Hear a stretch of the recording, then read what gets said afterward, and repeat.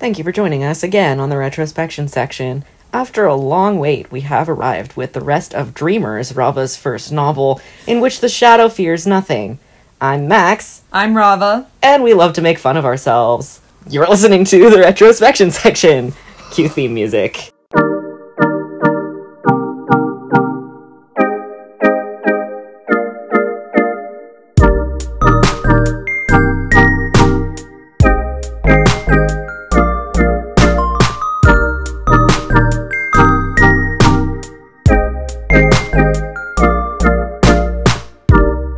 So, that next time on the Retrospection section has been like a year and a half or 2 years. So we're bad at that, huh? We're fashionably late. Really fashionably. I don't know how fashionable it is after Model Land. True, we don't belong on the mysterious school atop the mountain at all. Alright, so last time James was having really wildly uneven character going between complete, genuine, fun-loving idiot and super dark, brooding... Dark and mysterious. Master of planning, which I don't think is gonna get a whole lot better.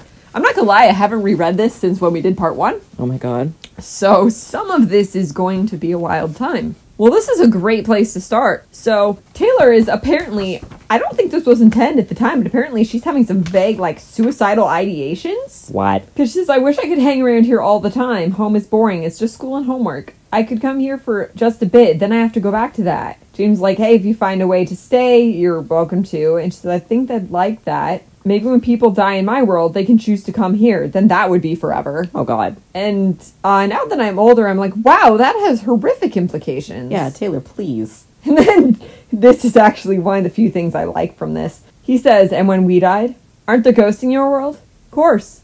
Most of them are pretty nice. Just the ones that used to be stuff like army commanders and things have a bit of a problem with being dead. Want to get back to fighting the good fight or something. Which was... another random piece of foreshadowing. There's gonna be ghosts? Yes. We don't get that part in here, but in later drafts, there was actually, like, a battlefield they went to. Ooh. Like, Gettysburg being haunted style. Like, there was a battlefield where the ghosts of the soldiers still roamed. Oh my gosh. And, that's spooky. I like it. Yeah, and that was the only way you could become a ghost, was if you had unfinished business, like soldiers who died mid-fight and didn't realize they'd been dead. Oh. Or been killed, I guess. Oh, yeah!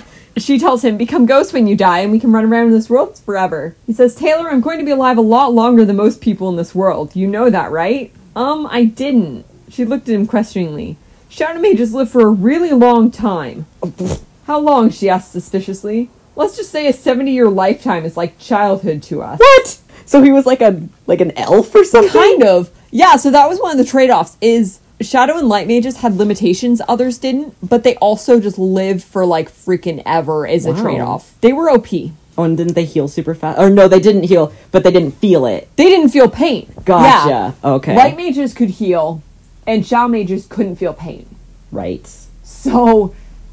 there was a part he like gets shot or something, and he's like, I'm fine. He just keeps going. He's just like, well, that's inconvenient. I've got to fix that later. It's like the anti-wump.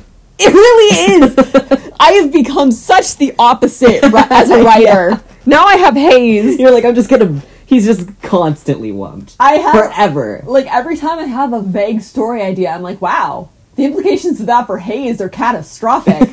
This will make his life 50 times worse. And then it just gets, like, exponentially and it's like someone else's just bad day is his, like, life-ruining moment.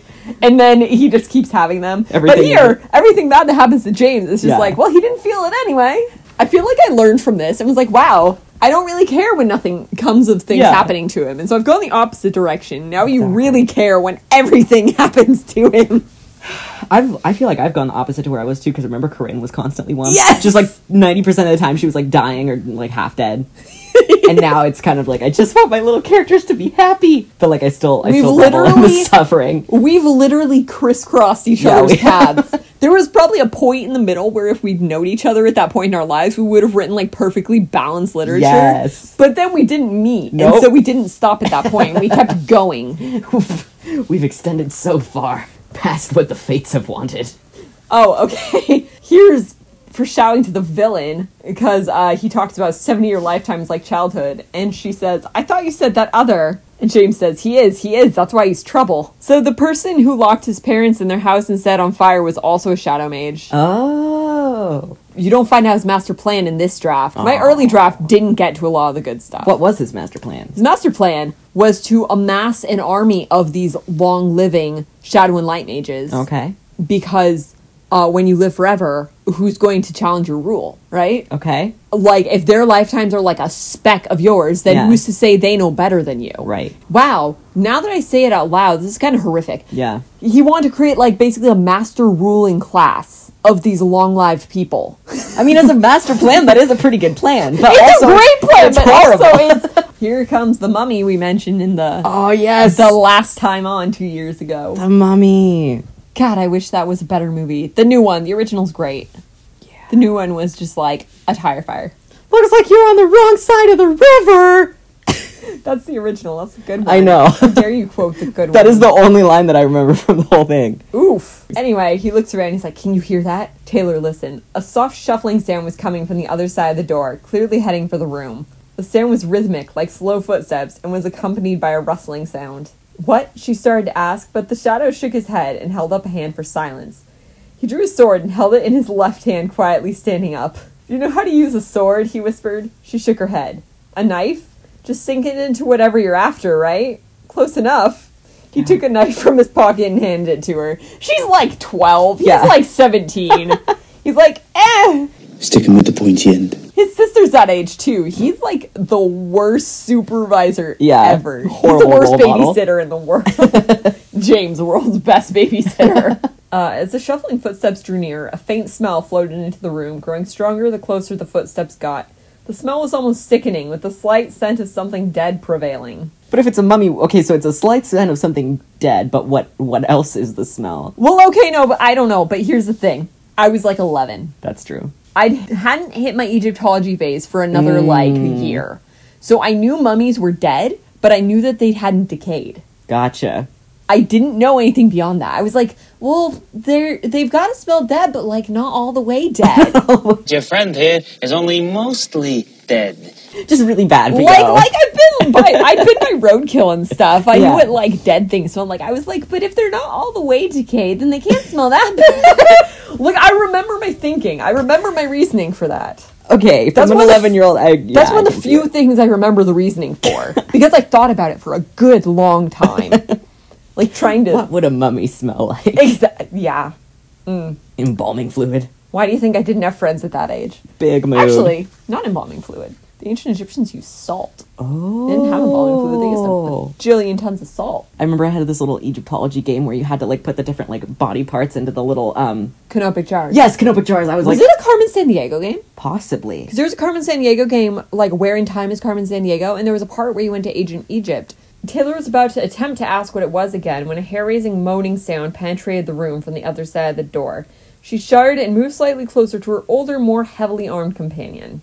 The shuffling footsteps stopped. Taylor would have been very happy to believe that the thing had teleported away if it hadn't started banging on the door with such force that the wood bent inward with each blow. Now that I think about that, really does make sense. A lot of movies have mummies be really strong and stuff. Yeah, but they're decaying and... Yeah, they're just like... thousands of years old. Little shrivelly skin and bones. Yeah, little shrimp. Like, muscles wouldn't still... I've never actually thought about that before. Okay, I guess it's like it transfers it, like, okay, it's a mummy and it's still alive, so clearly something supernatural is going on, so maybe that translates into, like... I guess. Preternatural strength. In the movie The Mummy, it makes sense because Imhotep is, like, eating people, so, like... He's absorbing he's absorbing, exactly. Body girl. Get out. Like we thought body girls did. Get out! Okay, you gotta admit, our theory for that is so much better than what Tyra had. So much better. Like, our theory held water. Yeah, why didn't she, like, what... Like, they have magic powers, and you're telling me that they're just calling her body girl because she buried her friend. Yeah. Like, you missed the memo. Yeah. Especially with all the other horrific things in that book. That's the place where she goes low-key with it. I'll literally never get over that story. That's the place where she goes, like, normal human response. Still fucking haunts my every waking nightmare. I think sometimes I'll see something that reminds me of it, and I, like, pause. I know, and I'm like, God damn, that had to, like, invade my life with its context. We shouldn't have cursed people with that. We should have left it where it was, dead, inside of a tomb. We shouldn't have read the book aloud. We brought it to life. We are Rick O'Connell. Oh my god. Anyway, we're not very good at reading this. No, we're not. Everything comes back to Model Land eventually. All roads lead to Model Land. No. The road to Model Land is paved with good intentions. It's really not. It's really paved with corpses. Pretty sure the road to Model Land is the freaking diabolical divide. Oh my god, you're right. Okay, before the shadow could answer, however, the moan came again, louder this time, and the door was slammed inward with such force that its hinges snapped. Great. Instead of answering, he grabbed Taylor's arm and jerked her down, dropping to the floor himself. The door, now bent almost in half down the center, soared over their heads and skidded the length of the table, crashing into the wall at the far end. Taylor looked up slowly, shaking. It was taller than the door frame, currently bending over to shuffle in through the 7-foot-tall opening. The stench of death and decay was almost overpowering now that it was in the room. It moved stiffly, as though it had been in the same position for years. There was no way to tell if it was male or female, for the humanoid creature was covered in dirty linen bandages. "Jay," Taylor whispered. "Yeah," he replied, getting to his feet, sword in hand. "You never mentioned that mummies came alive." "I didn't think the problem would ever come up," he said offhandedly. "Well, why is it here? They're supposed to be buried in deserts." Well, I forgot to tell you there's a desert in Rouge, and one edge is on this side of the country." Thanks, James. This is a whole time. I'm skipping a little bit. Okay. But they're just kind of bantering about it. She says, "How do we kill it?" "We don't." "What, you want to tame it or something?" "No, it's already dead. It can't die again." "Then how do you kill it, Shadow?" "I just said you don't. You can't. But if you get where its heart used to be." "Used to be?" "Yeah, don't you know how mummification works? They James take knows out..." about Canova I know, He's like, I played the Carmen Sandiego game. Yeah, I know. How do you know all this? And then he's like hesitates for a second. He's like, "You probably don't want to know." "Oh my god! I remember why you don't want to know." Why? Because there's a ritual that the dude who killed his parents, his name's Hex, I'll just say Hex, the villain Hex, there was a ritual that he used in later drafts that was basically mummifying a body. Like, you mummify them alive, and then when they die and the soul tries to ascend, he could trap the soul and absorb it, and that was like extending his long life, so he basically had eternal life. Body girl. Get out! If you say that one more time, I'm gonna body you. Oh no. Okay. No, so actually, I don't know if that's what that was alluding to in this draft or not. Interesting. But it's definitely where it went later. Alright, so she yells, "How do we get rid of it?" And he says, "Stab it where the heart used to be. The spell on it will break." "Oh, that's great. So which one of us is going to get within arm's reach of that thing?" "I have a longer weapon." "I know you do. So I'll do it." "Yeah, good, thank you." And that's just it. He goes for it. And then the mummy, like, pulls a sword out of literally thin air. Like, it reaches forward and pulls its arm back as though grabbing something. While it pulled back, however, a gold sword carved with hieroglyphs was held tightly in its bandaged hand. Okay, this is where I hit my Egypt phase. Excellent. And you can tell. The Shadow, because we're not supposed to know his name yet. He, like, slices a chunk out of its leg. It's, like, limping after them. Taylor finds a candle that was left lit from the meeting, and she's like, "Hey, Jay, are mummies flammable?" He's like, "I don't know, I've never checked. Why?" And she's like, "Candle!" And he's like, "Why don't you check?"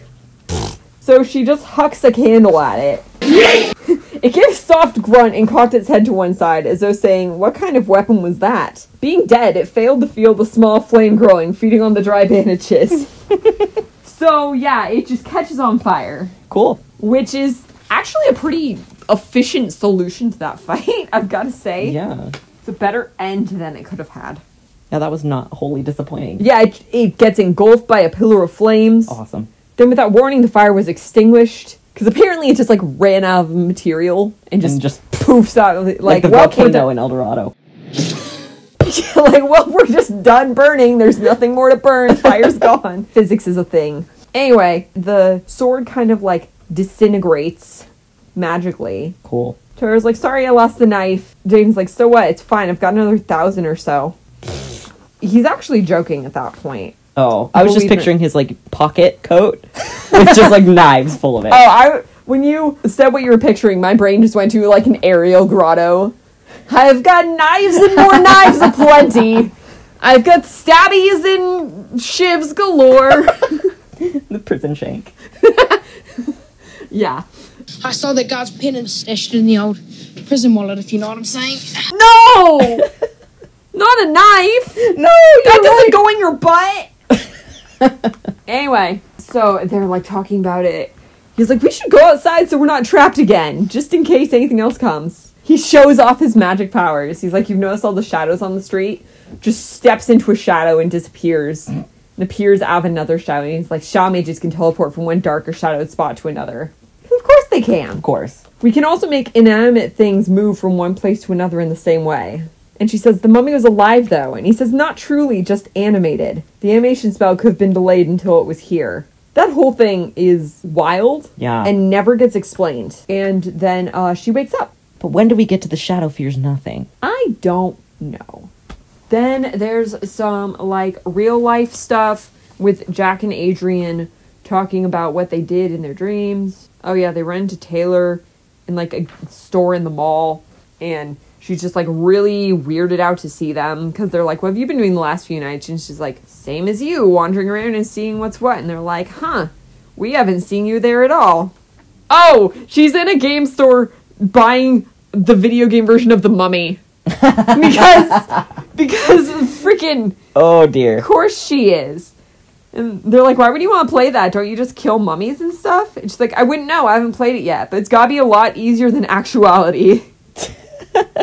Then they're like, who's your partner there? And she's like cagey about telling them. Then she's like, he goes by the Shadow, but I know his real name. But I don't think he'd want me to tell you, so I won't. They have, like, flashbacks to Melody's, like, rumors about him. Like, they say he can't go into the light. It kills him. Yeah. So dramatic. I love it. God, maybe just a little. He's the most wanted man on the continent. You know that, right? So it's just like, why does it matter? On the continent. He's freaking 17. Ooh. And everything he does is, like, the most important thing that's ever happened. Oh, the Mary Sue is strong with this one. I just didn't have a sense of scale, I think. Because everything that happens somehow reverberates through the entire continent or world or kingdom, whatever. It's like, they're in, like, one city. Yeah, I think that happens with a lot. I think that's, like, a young writer phenomenon. It definitely is. There's so many, like, world-scale conflicts, and it's like, no, it really just messed up your city's downtown. Yeah. I don't think this has global implications. So, okay, but the guy, the, like, big immortal guy, Shadow Mage, Hex is his name. Yes.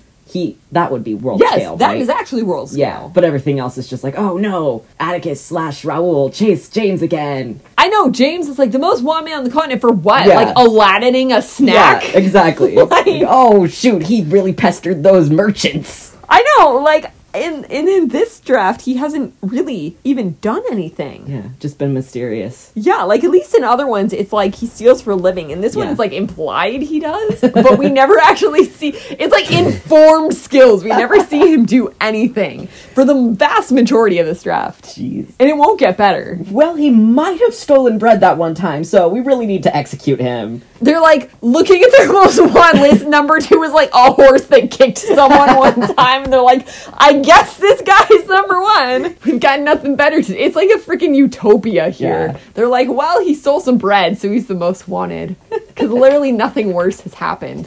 And then Taylor is being like weird cryptic messenger, and she tells Adrian, tell Adela and Melody to go with Kara tonight at midnight. Jack tells Sam to meet at the usual place then, too. Oh, wow, I forgot Simon exists. Me too. I forgot that most of the, like, real world Me people too. existed. And then Taylor turns up and tells Simon to turn up at the usual place with Kara at midnight. Oh, Candace has to write a 2-page report on the customs of ancient Egyptians. There it is. I told you I hit my Egypt phase at this point, and you can tell. Wow, a lot of this part is really pointless. Okay, here's actual plot. Okay. A man wearing a black cloak whispered a spell. The shadows around him swirled into shapes above the surface of the still water.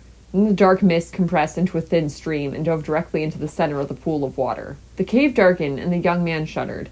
Candle flames swished into nothingness in a non-existent breeze, and the thin light filtering in from outside was blocked off like a stone had rolled over the entrance. The only light came from the purplish glow shining from the water.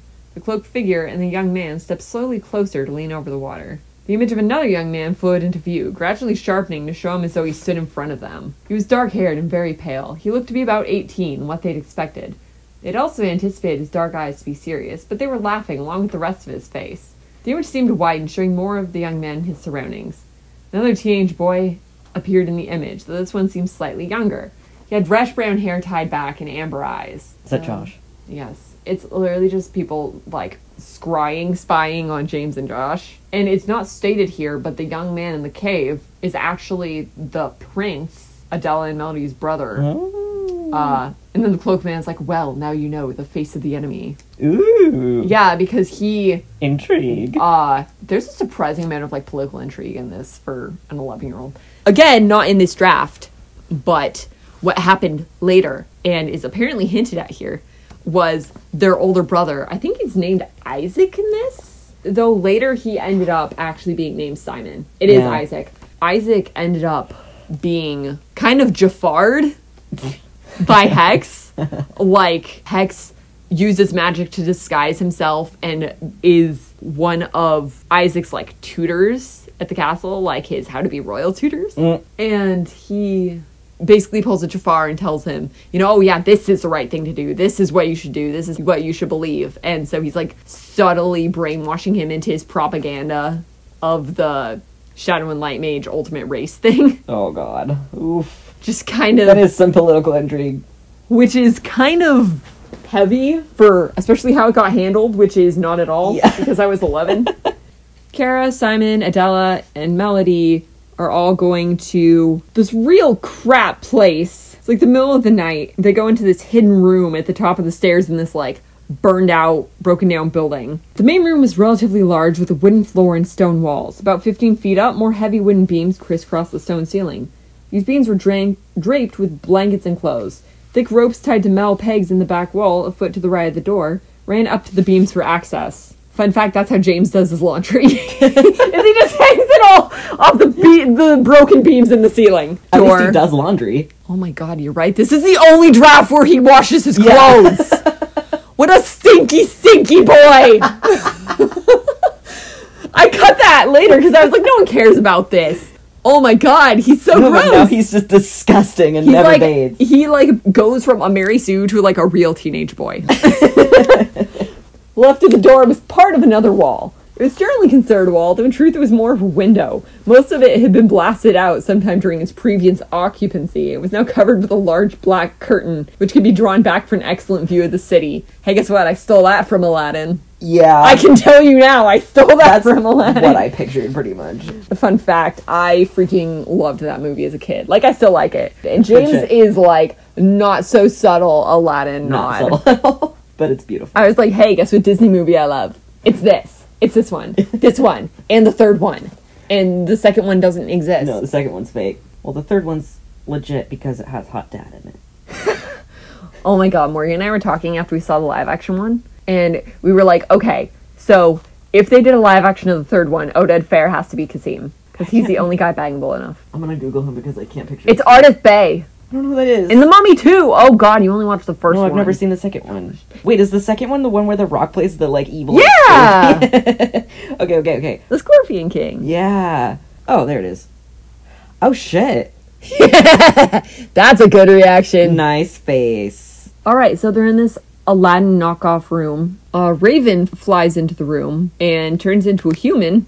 Great. And surprise, it's James. And I forgot he can do that in this one. yeah, they can turn into animals. Simon is watching this, like, absolute shock. And James is like, what's wrong with him? And Simon's like, weren't you just a bird? And he's like, yeah, of course. And Kara's just like, he's never seen a bird become human. Duh! She doesn't say duh, but the rest is verbatim. She's like, I'm not sure Adela and Melody, two princesses, have ever seen a raven become the most wanted man they've ever heard of. Losing a couple weapons might help your case. And so he just, like, hucks a few knives from his coat onto the table. That's one of my favorite tropes is, like, remove all your weapons and, like, there's, like, a huge going cut, and you pull one more out. And then... Like in Pirates of the Caribbean, where she's, like, basically naked and Yeah. pulls out this giant blunderbuss, and you're like, what?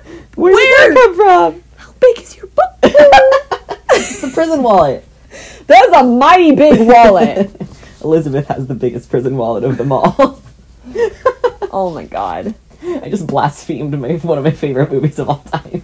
Anyway, they hear a giant thump outside, and Joshua, like, tripped in the dark on the freaking Of course he did. broken stairs. He has no dignity in this one. Which is hilarious because he's a fire mage. Idiot. So he could have just made a light Oh my god. But he really did just have no dignity in this, so I didn't even give him the dignity of, like, lighting his own way. He just trips over everything in the dark because he's, like, a hard idiot. He's not even, like, a soft idiot that has, like, brilliant moments. He's just a hard idiot. He, like... 100% dumb. Intelligence was his dump stat. Like... He has just enough intelligence to speak and bake. He's like, you should have warned me if the beam broke, Shadester. Shadester? He calls him that in this. Blech. I know. Who said it broke? I broke it. It's intended to be there for my enemies to walk into. Apparently it's a trap to the stupid as well. Josh is just like, laugh all you want. I can set your pants on fire. Oh my god. Sam turns up and Taylor just like literally appears out of thin air. She's like, there she is. Because that's how they spawn into this world. But that's the first time you see it, is it says, hey Jay, Taylor says. She popped in next to Shadow. And like literally that's the first time you see one of them appear. But they literally just into existence. Like I think in the beginning they were like all startled. They're like, oh, you're here now. It's like, yeah, you turn around and they just like whoop. Whoop. You just did a really good like freaking whoop. How are you doing that? It's like the iPhone messenger noise. It is the messenger noise. I don't know how you're doing that so accurately. That's like uncanny. Then Joshua's like, okay, let's take off our masks. And Sam and James are like, what? And he's just like, yeah, come on, and takes his off. And they're like, what? What? And so Sam does, and they're just like, only with a mask on could she pass as any more than 13. So they're like, wait, that's a child. I was 11 at this point. I didn't realize I was short, right? Like when you're that age, if you're taller than the other kids your age, you think you're tall. Yeah. Now I'm a grown woman, and I look at like 13-year-olds, and I'm like, yes, that is a child. That could pass for an adult with a mask on. I'm like, honey, sometimes I'm at work, and I think 13-year-olds are like 8. Yeah, same. There's no way Sam is in any way tall enough at this point to pass for a grown-up. Okay, but then James doesn't take his off. They debate for a while. Sam says, call me Sam. Josh was like, Samantha. And she's like, never Samantha. James is just like, Sam, you're too trusting for your own good. You can get arrested too easily if everyone knows your name. And then finally, Josh was like, can we get on with it? I have a pie in the oven. And Kara's like, all right, always drop it on me.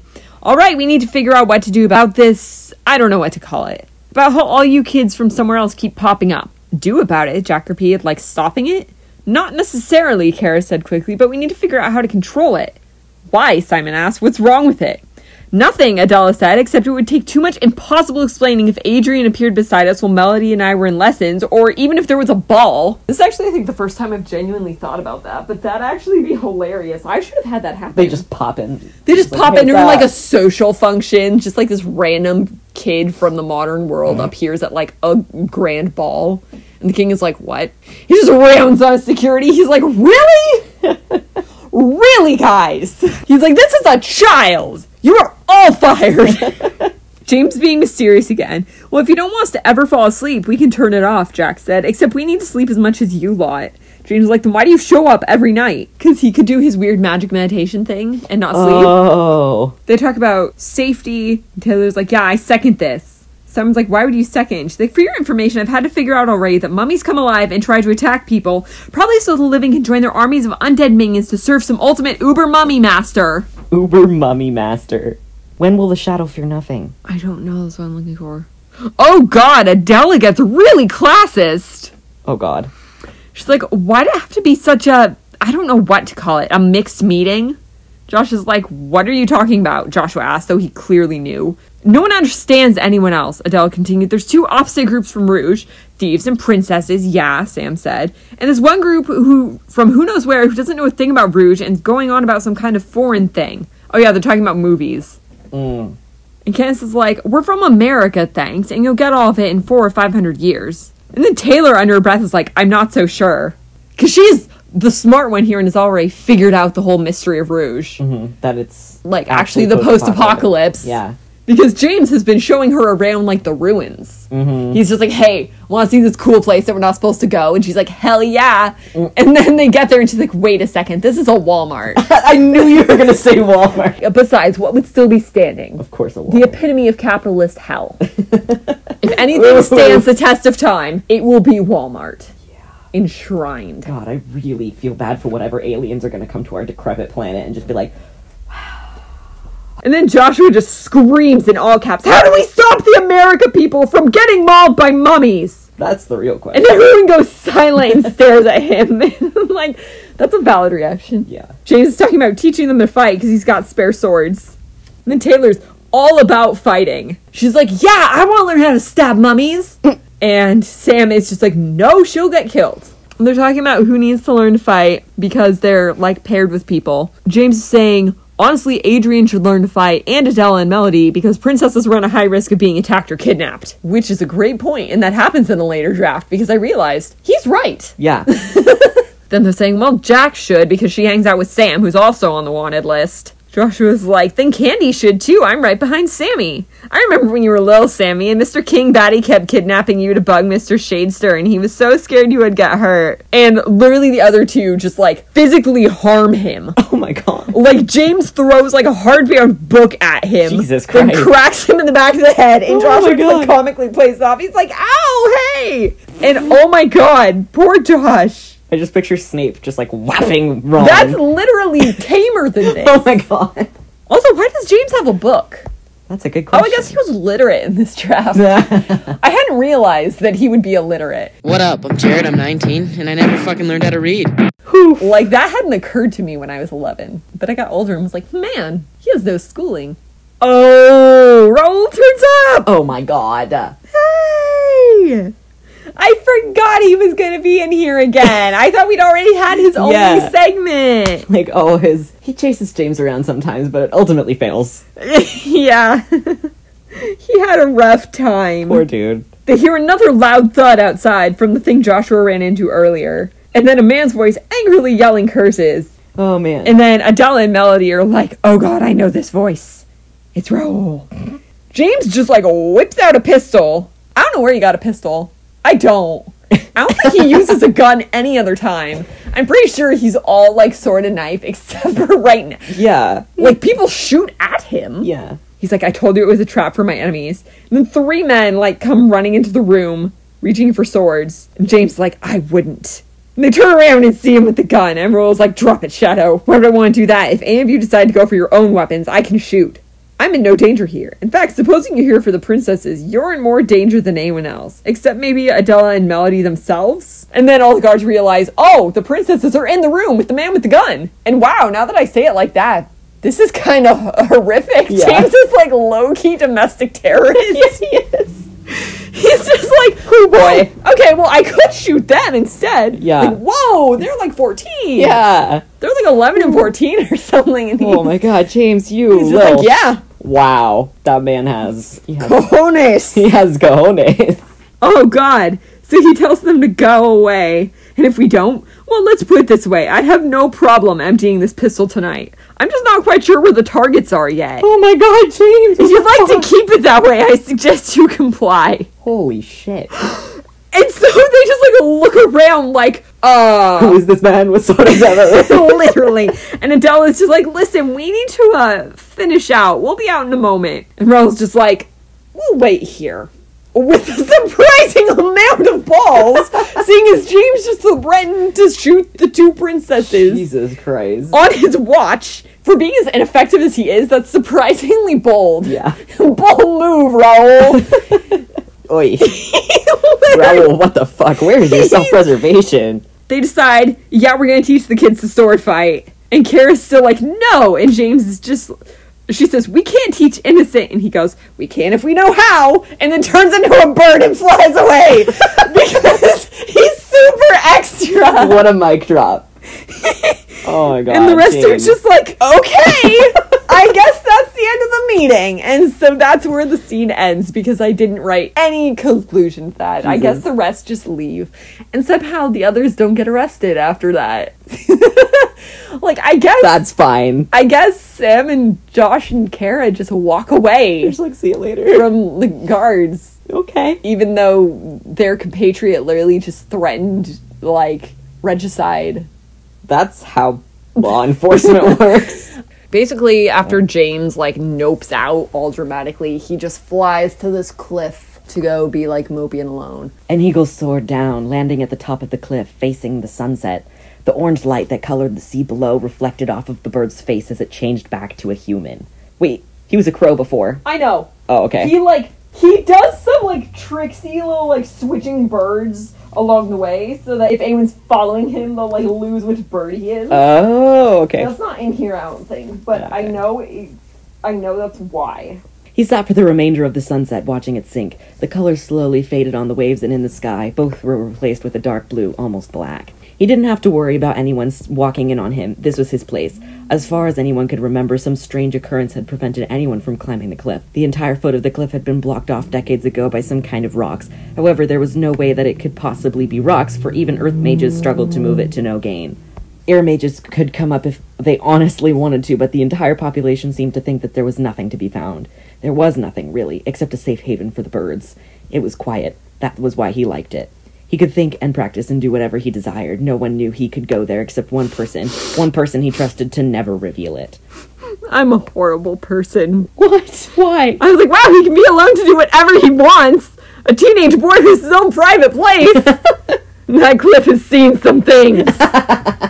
The shadow sat down, taking off his mask, shoes, coat, and gloves, and feeling the grass. Yes, he's getting comfy. Oh, God, James, please no. That's not what happens. I feel like the grandpa and the princess ride. James does not do anything inappropriate at this time. At the top of the cliff where he sat, it covered the dirt as a threadbare carpet. He had never noticed that the different flowers on the cliff grew in different seasons. He never stopped to check, but tonight he glanced a few yards down the slope and saw roses poking up, their petals open to absorb the waxing moonlight. Hey, don't say it like that! Roses. They were sweet and beautiful, but sharp. The one aspect of earth magic that shadow mages could control, and they grew on his cliff without him knowing. Strange. He slid the few yards down through the grass and dirt. For some nameless reason, weeds never grew on the cliff. He gently picked one of the roses. The thorns... Oh, yeah. I forgot about that. That's actually why no one could get up there. The place is, like, magic Chernobyl. Oh! It's, like, freaking, like, irradiated with magic. That reminded me. I forgot about that. That's cool. Yeah, there's actually a reason. Wow. Okay. So, that book, Perdido Street Station, there is a magic Chernobyl, pretty much, and all this weird shit happens, and, like, things get mutated, and, like, everything is just, like, a cacophony of weird magic shit. The thorns avoided his touch, as they should for someone with control over them. If the roses forgot to protect their protectors, then the ones who grew them could just as easily wilt them. Carefully picking the rose so that its stem remained intact, he climbed back to the top of the cliff. There he set it down so that the center of the flower, surrounded by petals, faced the moon. Then he knelt on the ground so that the rose was everything in front of him, except for the edge of the cliff itself. May Desirila. Oh god, I can read this for you. Okay. I don't know what that says. May Desirila hasta mai estese. Okay, thanks. I hate that I remember that! He whispered. Then he stretched out, laying on his back to watch the moon's progress over the next hour. Then he would know the truth about all of the numbers. How many are left, he often wondered, or on another subject, are there any more of us left at all? Or is it just the two of us? The next hour took much too long. Dun, dun, dun. Oh yeah, he's convinced that his siblings are alive. Because he was a triplet. Oh, I forgot But the about other two that. were supposedly murdered the night that his parents were murdered. But as he got older, he subscribed to the never saw the bodies theory. Oh. And he realized, well, we saw my parents die, but not my brother and sister. Amazing. And so now he has this, like, wild theory that turns out not to be a wild theory. That they're actually still alive. Amazing. I love that.